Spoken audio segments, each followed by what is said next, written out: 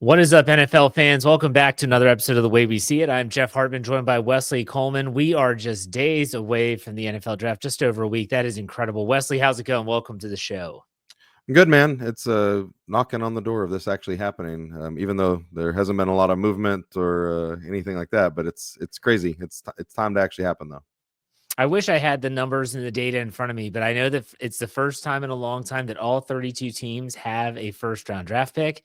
It's also the first time in a long time there have been no pre-draft trades that have taken place. Now, let me ask you the first part about everyone having a pick, that doesn't mean anything, but what is your takeaway on them? There's not been any movement in the draft order so far. It could happen. It could happen before this even airs, but it's taken this long. What is your takeaway on that? Yeah, I think it's a crazy. It's crazy there hasn't been any movement, and all 32 teams having a pick seems really rare. Again, I don't have the numbers of how. But I believe I think I read the other day that it was since 2002, so the first time in the current NFL era. But I know it's over 20 years since all 32 teams have had a first round pick. Let's see if it stays that way. Will all 32 teams have a first round pick? But like you and I talked about last week that some people are saying this draft's pretty different. That there's really only 4 or 5 players that are considered top 10 players or normally top 10 picks, and maybe 12 players that would normally get a first round grade. But then it's really deep with players that they think can be starters. They just wouldn't be high end first round pick starters. So I don't know. I feel like that's a talking point just about every year. Does that seem new to you, or isn't it every year that we kind of have this discussion? There are some drafts where they say that, there might not be as much top end talent, but it's a really deep class. It goes both ways. But what we wanted to focus on today is something that, and again, I can only speak about the Pittsburgh Steelers fan base because it's who I cover. It's who I try to keep a pace on what they're talking about. And every year, and this year's no different. 2025, the Steelers don't have a second round draft pick because they sent that to Seattle for DK Metcalf. Everyone's saying this draft, they should trade back. They should trade back. And I think what is important, and that's why the title of the podcast is The Realistic Approach to Draft Day Trades. We're not talking about the pre-draft trades where someone jumps up early. Think back to when the Carolina Panthers and the Chicago Bears did business when they took Bryce Young first overall. We're not talking about those type of trades. I'm talking about the day of the draft. The draft is going on. The phone gets picked up. Hey, we want to move to your spot. What's your take as a fan? Because we all like to be armchair GMs in this scenario. Do you like the aggressive nature of teams to trade up? Do you like the thought of trading back? Is it based on scenario? Let's talk first round only, because I think later day 2, day 3, it changes. So first round picks are very valuable. What's your takeaway on draft day trades? Well, so first of all, I just want to establish what my feeling is on draft picks. And some stats are, about 30% of NFL draft picks make the roster, the 53-man roster of their team. 30%. Right. It's about 38% in the first round stay on their original team's roster. And then down there, it just goes down to where you're talking second and third round picks. You're talking about missing a second round pick. 14% of second and third round picks make the roster. That's incredible. Like, that's a really low number. So that's just to make the team as a rookie, or is that to stay for 4 years? Staying on throughout their rookie deal. Okay. That's interesting. 75, and also we're talking about trading down. 75% of Pro Bowlers come from the first 3 rounds of the draft. So okay, that's really good criteria. Now, there's 2 different ways to look at this. One is you have such a poor hit rate, you should get more draft picks, draft more people, because if you draft 10 people, 3 of them are going to make your team. Maybe. But I look at it the other way is I think there's somebody you're targeting that your scouting department believes is the guy that will make the team.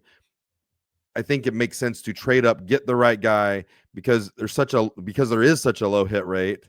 You need to be more accurate and more specific with what you want. And especially in the first round, I mean, we're still talking about, you're only talking about, again, under 40% of first round draft picks, remain with their original team throughout that rookie contract. So with that being said, with all that out of the way, I think it's fair for me to ask you, in your own opinion, are you a guy that says, because it's not a guarantee that a second or third round pick is going to sustain himself on the team for an extended period of time, are you in agreement with be aggressive? If you want to trade up, trade up. If you got to give away some draft capital in that season, that draft, and maybe even in future drafts, do it, because the likelihood of you getting a guy that's going to stick around is greater. You agree or disagree? Yeah, I mean, it's one of those things that when my team does it right, then I'm a big fan of it. Of And course. when the Saints went through a draft a few years ago and they drafted Marshawn Lattimore and Alvin Kamara in the same draft, and also pulled Trey Hendrickson and multiple other guys that are still starters in the NFL. It's one of the greatest drafts in the history of any sport. It's just crazy what they hit on. Then I'm like, man, that's the kind of drafting you want to do. But then you trade up, you spend your whole draft on the wrong player, and you're like, that was so stupid. We traded up to get Marcus Davenport, who dealt with a lot of injuries, but was never a first round graded player. So it's tough. Well, one thing I did understand, and I did agree with, is the Saints had a theory of trading future years draft picks. Is they look at it as getting a guy in the room a year early. That's it. I don't necessarily disagree with that. I just feel like over the last couple years, the draft trade chart and what it actually takes to truly trade up and get a higher draft pick has gotten crazier and crazier, I believe. So I think it's starting to skew to the idea of maybe normally sticking with your draft picks where they're at, unless there's a specific player that just makes sense for you. Yeah, and again, you hit the nail on the head when you said it's everyone that has a team that they follow, and they're not just fans of the draft and the college process. They will look back and say that was the greatest trade up ever if it played out. I'll give you an example. 2003, the Steelers trade up to get Troy Polamalu. Turns out to be a pretty good trade, right? We should always trade up. See, exactly. Always but trade up every year. When the Steelers traded with the Denver Broncos to go up and get Devin Bush in the top 10, that did not pan out. We should never trade up. It's the worst thing to do. Makes no sense. Why would you ever trade up? Fans, Monday morning quarterback, everything. Why would the draft be any different?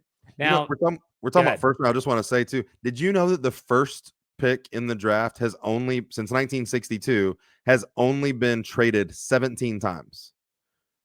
It really surprised me. The number one overall pick's only been traded 17 times, and only 3 times in the last 20 years.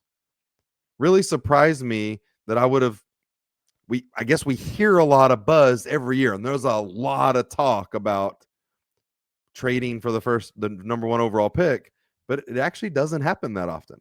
No, and I'll tell you what, like this year with Tennessee, I haven't heard anything. Like it just seems like lock, stock, and barrel. They're taking Cam Ward. They're not even entertaining any draft trades. I think that there was maybe before his pro day, there was some stuff out there about it would take a lot, but I think that they put floaters out there to see if anybody was going to go crazy. And then I think they settled in pretty quick after his pro day was good. His interviews have apparently been great.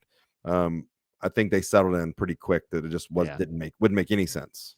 But still, no other movement at all in the NFL. But before we predict what we think could happen in round one, trading back is also something that, again, Steeler fans love to talk about. They just think acquiring more picks is the better way to go. And you get on these mock simulators and all these crazy trade back scenarios are popping up and trade options. It is what it is. There's only been one time, Kevin Colbert, before he retired as a Steelers general manager, he gave a very good answer as to what this is not like a blanket statement across the league, what he needs to see before he considers trading back. So let's say a team that is 4 picks behind the Steelers want to trade up. They look at their board. Are there 4 players that they would draft in the first round still available? And if the answer is no, they're not trading back. If the answer is yes, then they're fine taking one of those guys. They'll move back. They'll gain more capital. I feel like that is like the trade back is like that altruistic move. It's going to work for everyone, you know? They see it again in the simulators and stuff. It just doesn't always pan out the way that you think because really, when you are on the clock, you get one shot at a first round pick, and to give that up, that's tough. What's your thoughts on trading back? Yeah, I agree with. I mean, the simple math of what you said. If I'm trading back 4 or 5 picks, I need 4 or 5 players that I'm Right. comfortable with later on. So I don't disagree with that. I think that you're also, if you're talking about future picks that you're going to be trading, I think everybody's kind of betting on how good your team's going to be and what the boom or bust is of it. I was talking to you about it the other day because I saw a trade scenario of the Saints trading their 9th pick to the Steelers for the 21st pick and the 2026 first. And typically, I don't give a crap. I want the guys in the roster. I don't want future draft picks Right. very often because I want my team this year to be good. But I look at that one, and while maybe it's crazy because the Steelers haven't had a losing season in like 39 years, but y'all seem like a team that there's a possibility things go super sideways in 2025. Now, y'all could sign Aaron Rodgers and win your division. I wouldn't say that's the stupidest thing ever, but I could also see, Mason Rudolph. Is that who's your starting quarterback right now? Right now, yes. Yes, sir, it Mason is. Rudolph being your starting quarterback, and there being y'all that being a third, fourth, fifth overall pick, which paired with the Saints probably number 1 or number 2 overall pick next year could be really valuable for the franchise. So I think you're Absolutely. kind of betting on those things as well.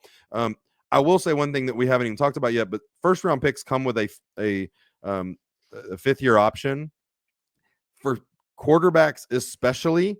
I think that's you might need a quarterback that has a year or 2 of development, and then that's really when they're hitting their stride, is that 3rd, 4th, 5th year. So it's important to see what you've got. I think that the numbers of 5th round options or 5th round or 5th year options being picked up is actually lower than you'd expect, but I Yeah. want the option, Yeah. especially how expensive contracts are getting. These guys are getting 30-40 million dollars in their second contract now. I want that 5th year option at half that price. You want contractual control. As long as the CBA is going to allow you to do it, you're going to want that. So that makes a lot of sense. You bring up the fact of the Steelers' potential, I don't know, maybe a pitfall, if you want to call it that, if they don't get Aaron Rodgers, if Mason Rudolph is a guy. Teams do weigh into the equation, what is that team going to look like? What are they going to do? Go back to 2019. Ben Roethlisberger tears up his elbow at home against the Seahawks, and he's done for the year. And then for some unknown reason, the Steelers call Miami and say, "Hey, I heard you're shopping Minka Fitzpatrick." Other teams wanted Minka Fitzpatrick. The Miami Dolphins chose the Steelers. Why? Because they thought they were going to be awful. They were going to get a high first round pick. Turns out Mike Tomlin still had a winning season and they get a middle of the road pick. But still, teams do weigh that into the equation. That was actually made public after the Steelers and Dolphins did business with Minka Fitzpatrick. So let's predict here. How many round 1 draft day trades do you think will happen? 5. Really? Yeah. Shoot, I was going to set that line at 2.5. Yeah, I'm going way over that.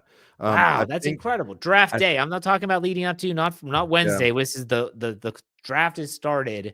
You're saying 5 round 1 draft day. That's incredible. That's incredible. Yeah, I think it gets crazy either at 9 or actually just right after 9 when the Saints don't draft Shador Sanders or a quarterback. I think a lot of people are sitting around going, I'm not going in the top 10. I'm not playing that price for these quarterbacks, but let's see how many fall. And so when Cam Ward is taken first overall and then no other quarterback is taken in the top 10, I think it gets kind of hairy because I've seen as high as 4 quarterbacks and 3 running backs being taken in the first round.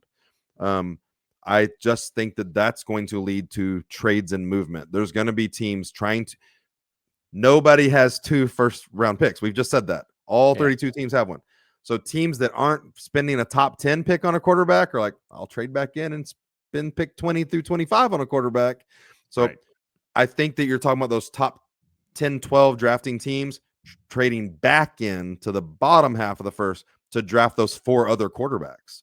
And then again, I think Genty goes pretty high, but I think Hampton and Henderson, the 2 running backs, people are taking them at the end of the first round. I'm just not sure. I think there'll be some trade movement around where people can. I think it'll get kind of crazy after right after pick 9, if not at Yeah, pick because 9. a lot's going to change based on what the Saints do, and there's a couple other teams, and this is par for the course. You have teams that people identify as quarterback needy teams. Teams are always willing to take a shot at a quarterback. Look, again, last year with Michael Penix Jr., what are we going to say? Well, I'll say this draft, I don't even think it matters if you're a quarterback needy team today because the quarterbacks aren't ready to play. Right. I think that's why it's so weird. Is all the quarterback needy teams are in the top 7, 8, 9 picks, but there's nobody that's ready to play. So it doesn't really help you if you're quarterback needy right now. You're like, sure, you don't want to be quarterback needy 3 years from now if you're still needy, but that's why I think it can be so crazy at the second half of the first round is because everybody's going to be interested. If you might be quarterback needy in 3 years, well, then you might be the guy for Jackson Dart. You might be the team for Shedeur Sanders. If you need one this year or next year, those guys aren't helping you. Like they got a long way to go. So you get them in the house, you teach them. But so that's why I think it's kind of, I agree with you, quarterback needy. But in this one, these aren't quarterbacks that are going to help those teams. There's no quarterback. There's no NFL ready quarterbacks except outside of Cam Ward probably. So yeah, I saw the most realistic mock I've seen in a while. I don't even know who did it. And they only had 2 quarterbacks going in the first round. Jackson Dart slid all the way to the second. Jalen Milroe was in the third. Will Howard was tail end of the third. Kyle McCord was 4th, 5th round. It was all these guys that are developmental draft picks. That's exactly what they are. And so they're being drafted when they should be drafted in that developmental range. That's neither here nor there. I think Dart and Shuck surprise everybody by getting taken higher than you think. You talking round 1 or round 2? That's my 4 first round quarterbacks is Shuck, Dart, Sanders, and Ward. So you think 4 quarterbacks go in round 1? Yeah. Okay, that's fair. That's fair. All right, hey, let's talk about a quarterback team. 2 teams actually, and there are teams, and they could have a ripple effect here. What's your takeaway as we go into some other news and topics around the league? What's the situation with Derek Carr? You had kind of tipped me off saying we might be hearing some news coming up on Friday, and then Derek Carr's shoulder. What is the latest that we've heard there? Because again, it's not been determined yet that he's going to miss 2025. Am I correct? Nothing's been determined, right? It's all speculation pretty much. So where did this story come from? Let's start there. Derek Carr's camp. It was the worst thing that could happen for the Saints is Derek Carr's camp let this get out. Why? Why would they do that? Well, he doesn't want to be in New Orleans. So he offered to renegotiate his contract a few months ago if we were to trade him or cut him, allow him to make move. We got Kellen Moore in. We publicly said that nope, he's our quarterback. We told him we're not trading you or cutting you. We want you to be here. They restructured his deal, guaranteeing him $39 million or $40 million, then kicking more money into 2026. And there was no mention of this, that he was going to possibly have surgery and miss the season.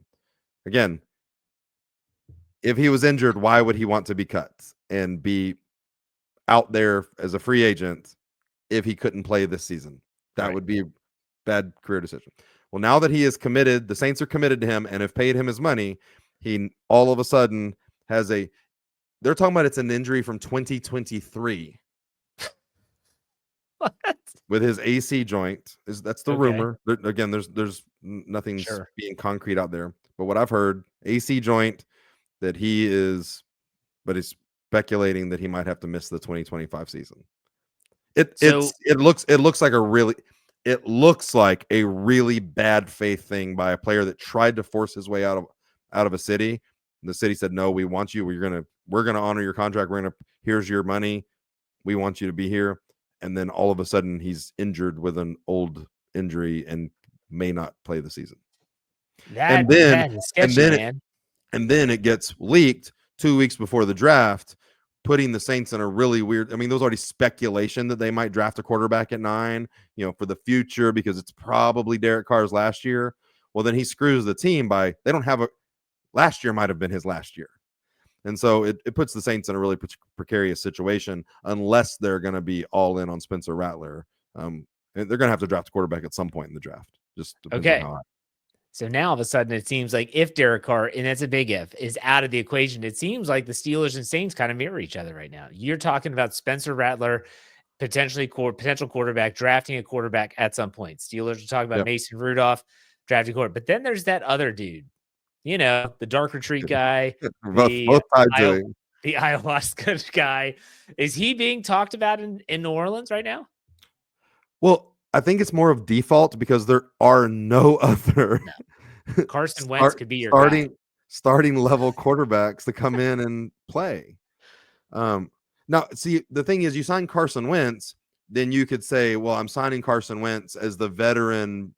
He could start, or he could be there as somebody from Mason Rudolph and Spencer Rattler to learn from and Right. work with. And then if they struggle and need a couple of games off to work on stuff, bring him in.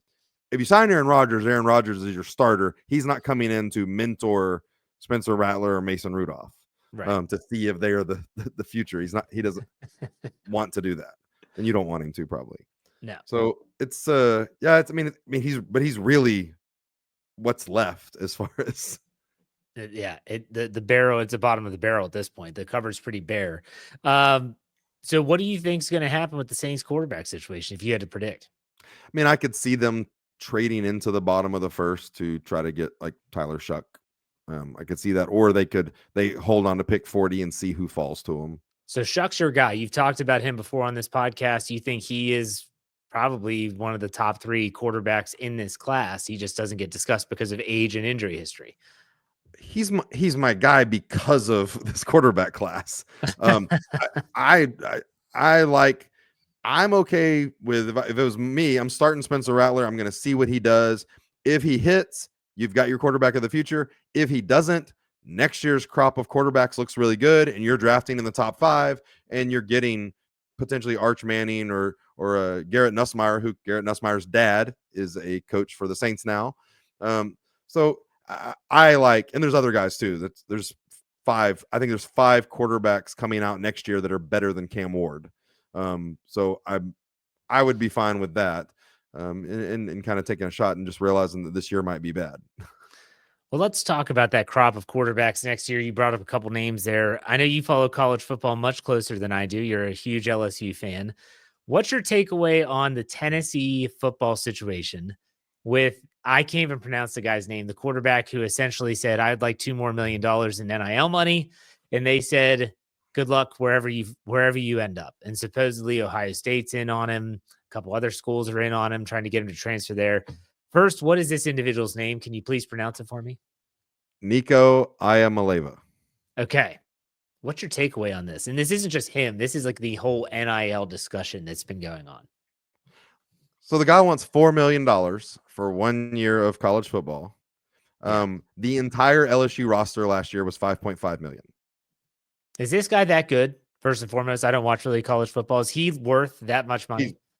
He's one of the top 5. I mean, his numbers and stuff like that, but his size and what he can project as is, he's generally right there with, with Arch. Some people have him above Arch, depending on what Arch does, but he's right there, like number 2, 3 with Arch and Drew Allar from Penn State. Okay. He's one of the top 5. There's 5 guys that are clear, like the top 5, and he's one of them. So what do you think about this whole situation? Do you think it's good on Tennessee, SEC team, saying, look, man, we're not just going to cave your request. Good luck. Or do you think this is more systemic to college football and there needs to be some type of reining in of the NIL money in terms of, do they create a salary cap? Is that where they go with this thing? Like, what do you think? Yeah, both. One, I'm glad that Tennessee told him to kick rocks. I think it's terrible of him 3 days before their first practice of the year, their spring practice, to do this. I think it's awful.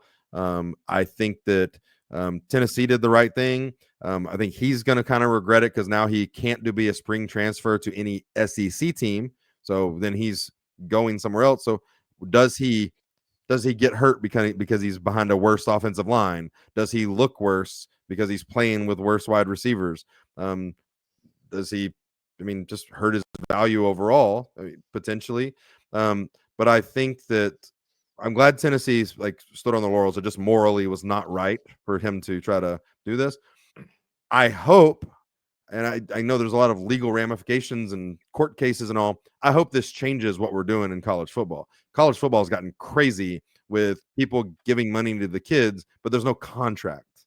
They can leave at any time they want for a multitude of reasons, and now they really don't. Besides, unless he wanted to go to an SEC school, there's not really anything that hurts him. He just goes somewhere else and puts up his stats, and somebody gives him a lot of money to do this. I hope that it changes things. I don't think it's right. I mean, I think they almost have to go to like it's contracts. Yeah.